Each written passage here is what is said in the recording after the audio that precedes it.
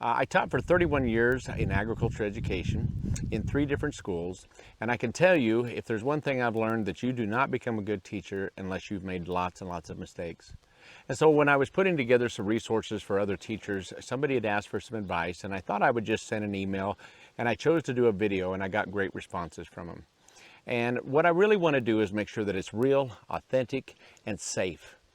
We need to understand as teachers that it's okay to make mistakes, but how do you get through them?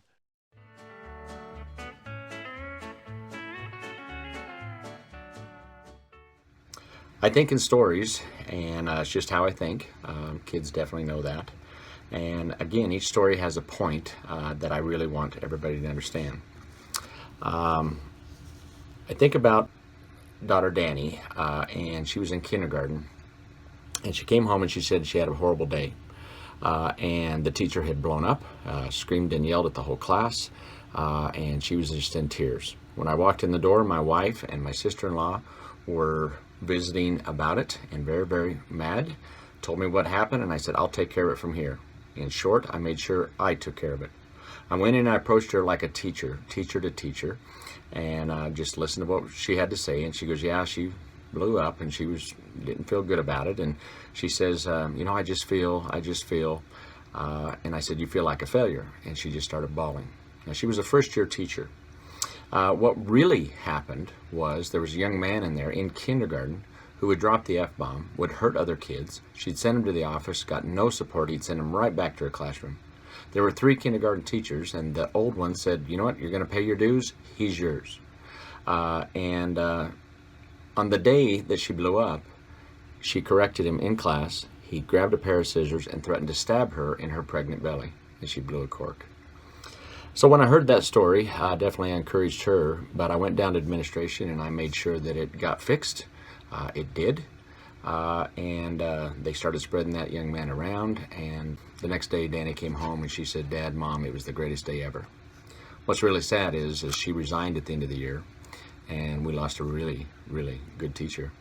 I think too often in education, we don't realize the other story. Yes, she screwed up. She made a humongous mistake. But what we don't get is we can't share these stories as teachers. We can't go out and tell you what really happened. As a first-year teacher, if she went around bad-mouthing her boss on how inappropriate it was, and it was, she'd have lost her job that way. And so I just hope people keep that in mind.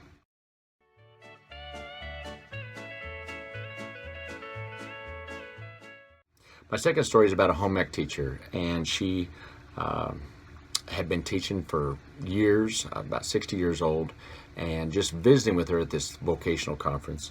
The most excited woman I ever seen. Listening to her talk about kids and the projects that she had in mind, I would have hired her in 5 seconds. It was just everything you wanted to see in a teacher. Very passionate. Somebody mentioned drugs in the classroom, and her entire body language changed, her tone of voice, and she was so negative about kids that I'd have fired her in 5 seconds. The kids would get high in her larger school place, and she'd send them to the office, and they'd send her right back, said, deal with it. And she had horrible stories of things that had happened. And here's what's sad to me, is whichever face you would have saw first, you'd have had a whole different impression. I think too often we don't get that sometimes, not always, sometimes our teachers are bad because they're not being properly supported. And so what happens is we get to sometimes see their ugly face.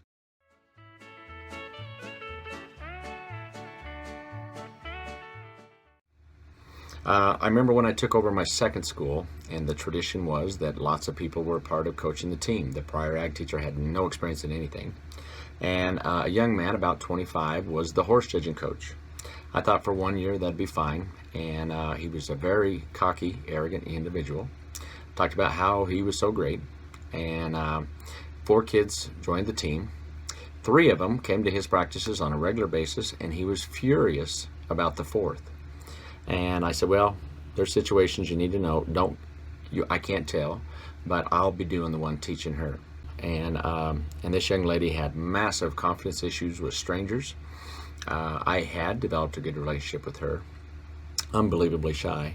When contest day came, we went to the contest, and this young lady who had no experience horse judging outdid everyone else on the team by a large margin. Now, I'm not going to brag about that because it doesn't really matter, but what I want you to know is that there's a bigger picture than winning a trophy. And I will not surround myself with people that don't get that. I can't tell you these stories if I say there's a young person that I'm going to bend the rules on, or it's going to not look the way you think it should. There's probably a reason, and you need to trust me on this.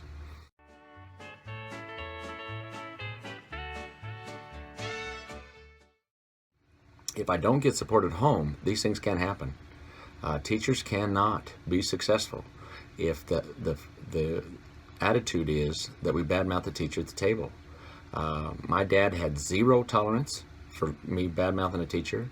My mom would let me vent to a degree. I better watch my mouth. If I ever crossed the line, the conversation went over. And then she would coach me on how to approach it the next day, even when the teachers were unfair, and how to deal with it. And I can tell you, I am a better person for that approach. I won't lie to you, if there's requests that you have, or if you're getting some excitement from this, I would sure love feedback. And again, I just really appreciate you taking a chance and seeing if these are of value. Thank you for your time.